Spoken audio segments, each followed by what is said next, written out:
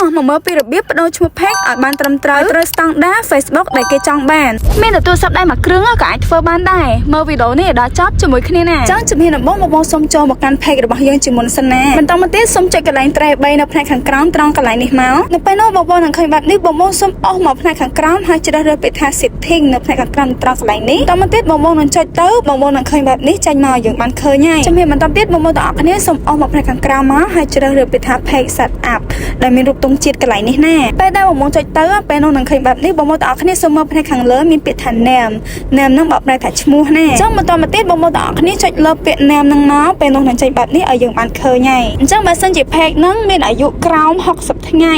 អញ្ចឹងកន្លែងហ្នឹងយើងអាចកែឈ្មោះបានទេប៉ុន្តែបើ page បងទាំងអស់គ្នាបង្កើតបានលើសពី60ថ្ងៃគឺបងទាំងអស់គ្នាអាចកែឈ្មោះបានហើយនៅត្រង់កន្លែងនេះហ៎ប៉ុន្តែបើអាយុ page របស់យើងបង្កើតអត់ទាន់បាន60ថ្ងៃទេនឹងចេញបែបនេះយើងអាចកែឈ្មោះបានទេដូច page របស់ខ្ញុំជាដើមអញ្ចឹងបើសិនជាបងចង់មានបំណងកែឈ្មោះ page កុំភ្លេចសាកល្បងតាមវិធីនេះណា